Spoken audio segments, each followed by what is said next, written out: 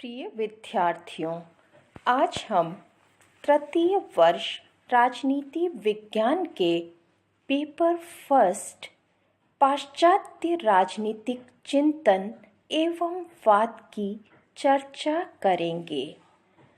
आज का हमारा अध्ययन का विषय रहेगा अराजकतावाद की मुख्य विशेषताएं या प्रमुख सिद्धांत।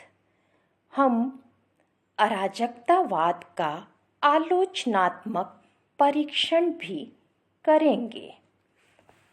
अराजकतावाद मनुष्य के जीवन का वह आचरण है जिसके अंतर्गत राज्यविहीन समाज की कल्पना की जाती है। कानून, राज्य, न्याय, शोषण, एकता, शक्ति, दबाव, सत्ता, सरकार आदि के अभाव से इसका अभिप्राय है। राज्य और व्यक्ति के बीच प्रभावशाली शक्ति नहीं होगी। सभी व्यक्तियों को समान स्वतंत्रता अवसर प्राप्त होंगे। इसमें किसी का नियंत्रण किसी पर नहीं होगा।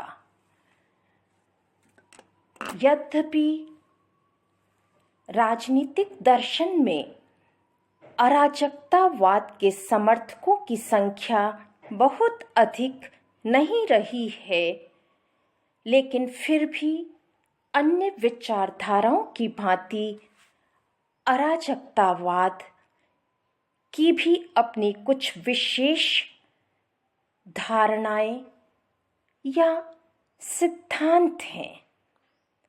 जैसे यह विचारधारा राज्य का पूर्ण विरोध करती है। अराजकतावाद के अनुसार राज्य एक ऐसी अनावश्यक बुराई है जिसका न तो कोई औचित्य है और न ही कोई उपयोग। अराजकतावादी राज्य शासन के किसी एक विशेष रूप का नहीं, वरन सभी रूपों में राज्य और शासन का विरोध करते हैं। वे राज्य को एक नितांत अस्वाभाविक बताकर उसे अस्वीकार करते हैं। राज्य शक्ति शासक और शासित के रूप में वर्ग विभेद की दीवार खड़ी कर उनकी स्वाभाविक सहयोगी प्रवृत्ति को समाप्त कर देती है। अराजकतावादी मानते हैं कि मानव मूल रूप में एक नैतिक और स्वतंत्रता प्रिय प्राणी है, किंतु राज्य शक्ति मानव की इन मूल श्रेष्ठ प्रवृत्तियों को शिथिल और समाप्त करने का ही कार्य करती है। ऐतिहासिक दृष्टिकोण से राज्य व्यर्थ प्रतीत होता है, क्योंकि राज्य की उत्पत्ति के पूर्व भी मनुष्य समूह बनाकर स्वतंत्र और सुखी जीवन व्यतीत करते थे। अराजकतावादी मानते हैं कि राज्य एक अनावश्यक संस्था है और उसके कार्यों का संपादन उससे कहीं अधिक अच्छे रूप में ऐच्छिक समुदायों के द्वारा किया जा सकता है। आर्थिक दृष्टिकोण के आधार पर भी राज्य ने सदैव ही पूंजीपतियों का पक्ष लेकर श्रमिकों के साथ अन्याय किया है। अतः जनसाधारण के आर्थिक हितों की रक्षा के लिए भी राज्य की समाप्ति आवश्यक और उचित है। अराजकतावाद मानव के सात्विक गुणों में विश्वास करता है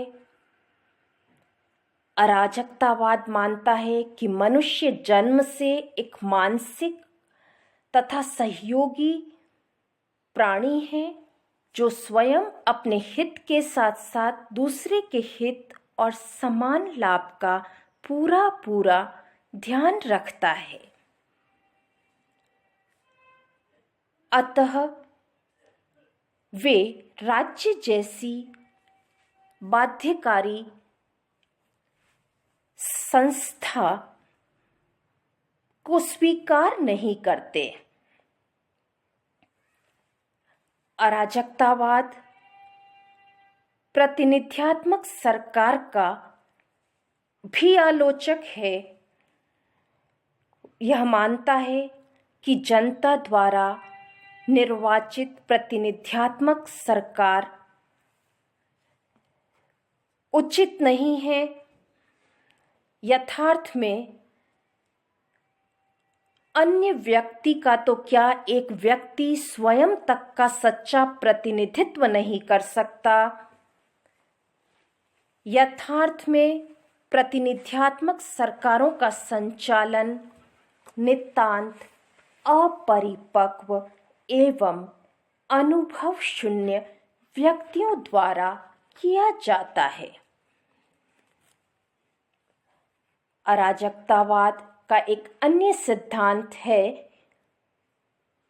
कि वह व्यक्तिगत संपत्ति और पूंजीवाद का शत्रु है। अराजकतावाद साम्यवाद की ही भांति श्रम को मूल्य का एकमात्र आधार मानकर इस बात का प्रतिपादन करता है कि किसी वस्तु के क्रय से जो लाभ होता है वह संपूर्ण रूप में श्रमिक को मिलना चाहिए। अराजकतावादी मानते हैं कि व्यक्तिगत संपत्ति ने ही पूंजीवाद को जन्म दिया है, जो मानवीय शोषण का पर्यायवाची है। अराजकतावादी विचारकों के अनुसार संपत्ति की विषमता इतिहास में अनेक युद्धों का कारण रही है। अराजकतावाद धार्मिक पाखंडों की भी निंदा करता है। अराजकतावादी धर्म का भी विरोध करते हैं। उनकी यह मान्यता है कि धर्म के धोखे में आकर व्यक्ति अपना विवेक खो बैठता है, वह भाग्यवादी हो जाता है और उसके कर्म की शक्ति बहुत शिथिल पड़ जाती है। अराजकतावादी विकेंद्रीकरण में विश्वास करते हैं। अराजकतावादियों द्वारा राज्य के विरोध का एक प्रमुख कारण राज्य के अंतर्गत सारी व्यवस्था का केंद्रीकरण है, जिसका परिणाम अकुशलता और भ्रष्टाचार होता है। अराजकतावादी अपने आदर्श समाज में व्यवस्था और प्रबंध के विकेंद्रीकरण पर बल देते हैं। अराजकतावाद प्रादेशिक तथा व्यावसायिक विकेंद्रीकरण का सबसे प्रबल पोषक है। अराजकतावादी समाज की सबसे महत्वपूर्ण विशेषता यह है कि इसका संगठन सहयोग, प्रेम व स्वतंत्रता की भावना पर आधारित होगा। जैसा कि क्रोपाटकिन कहते हैं, ऐसे समाज में व्यवस्था और एकता राज्य और कानून द्वारा स्थापित न होकर विभिन्न ध्येयों की पूर्ति के लिए संगठित ऐच्छिक समुदायों द्वारा स्थापित होगी। अराजकतावादी समाज में केंद्रीकरण के स्थान पर विकेंद्रीकरण और शक्ति के स्थान पर स्वैच्छिक सहयोग पर आधारित होगा। प्यारे बच्चों, अराजकतावादी समाज में उत्पादन के सब साधनों पर समस्त समाज का अधिकार होगा और पूंजीपति व श्रमिक वर्ग में कोई अंतर नहीं रहेगा। प्रत्येक व्यक्ति अपनी सामर्थ्य के अनुसार कार्य करेगा और अपनी आवश्यकता अनुसार पाएगा। सार्वजनिक भोजनालयों, वस्त्रालयों, सड़कों, उद्योगों व पुस्तकालयों की व्यवस्था होगी तथा उसका स्वतंत्र व निःशुल्क प्रयोग किया जा सकेगा। लेकिन प्यारे बच्चों, अराजकतावादी विचारधारा की कई आधारों पर आलोचना भी की जाती है। आलोचकों का मानना है कि अराजकतावाद कल्पना की उन्मुक्त उड़ान के अतिरिक्त कुछ भी नहीं है। अराजकतावादी दर्शन अत्यधिक आदर्शवादी है। इसमें एक ऐसे राज्यविहीन और वर्गविहीन समाज की कल्पना की गई है जिसमें मानव जीवन पर कोई नियंत्रण नहीं होगा, किंतु व्यवहारिक दृष्टिकोण के आधार पर कहा जा सकता है कि इस आदर्श समाज की स्थापना अत्यंत मुश्किल है। दूसरा, अराजकतावादी दर्शन मानव स्वभाव का चित्रण एकांगी करता है। अराजकतावादी मानव को स्वाभाविक सहयोगी प्रवृत्ति से संपन्न एक देवीय प्राणी मानते हैं, किंतु व्यक्ति में देवी प्रवृत्ति के साथ साथ पाशविक और स्वार्थिक प्रवृत्तियां भी होती है। प्रत्येक व्यक्ति में साधारणतया दोनों ही पक्ष पाए जाते हैं। आलोचक यह भी मानते हैं कि मानव स्वभाव में जो दुर्गुण हैं, उनके लिए राज्य तथा उसके कानून उत्तरदायी हैं। यह धारणा पूर्णतः औचित्यपूर्ण नहीं है। कुछ व्यक्तियों के स्वभाव पर शासकों के अत्याचार का बुरा प्रभाव पड़ सकता है, किंतु मनुष्यों के प्रत्येक दुर्गुण के लिए राज्य को उत्तरदायी नहीं ठहराया जा सकता। आलोचकों का मानना है कि अराजकतावादी विचारधारा विरोधाभासों से युक्त है।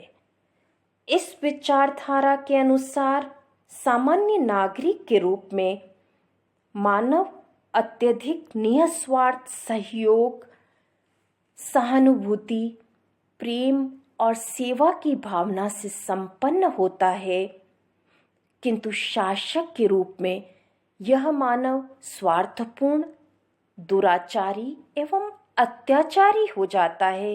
यह ठीक है कि शक्ति की लिप्सा मानव स्वभाव को भ्रष्ट कर देती है, परंतु यदि मौलिक रूप से मानव एक देवीय प्राणी है तो जनमत के बल, शिक्षा के प्रभाव तथा नैतिक चेतना के आधार पर शासकों के स्वरूप को उसी प्रकार से बदला जा सकता है जिस प्रकार अराजकतावादी राज्य का अंत करके मानव के देवी गुणों को जागृत करने की आशा करते हैं। अराजकतावादी इस बात का उत्तर नहीं देते कि यदि सर्वसाधारण जनता के चरित्र में सुधार हो सकता है तो शासकों में सुधार कैसे नहीं हो सकता है। विशेषकर प्रजातंत्र में तो जहां शासक सर्वसाधारण के ही प्रतिनिधि होते हैं, ऐसे सुधार की आशा की जा सकती है। अराजकतावादी राज्य को शक्ति के प्रतीक तथा दमन और शोषण की संस्था के रूप में ही देखते हैं और राज्य के लोक कल्याणकारी पक्ष के प्रति सर्वथा उदासीन है। अराजकतावादियों का आरोप है कि राज्य के द्वारा कभी भी कोई महान कार्य नहीं किया गया और राज्य ने मानव का नैतिक विकास विनाश ही किया है। इस प्रकार आलोचकों के द्वारा अराजकतावाद की कई आधारों पर आलोचना की जाती है और यह कहा जाता है कि अराजकतावादी विचारधारा एक ऐसी आदर्शात्मक कल्पना मात्र है जिसे व्यावहारिक रूप देना लगभग असंभव ही है।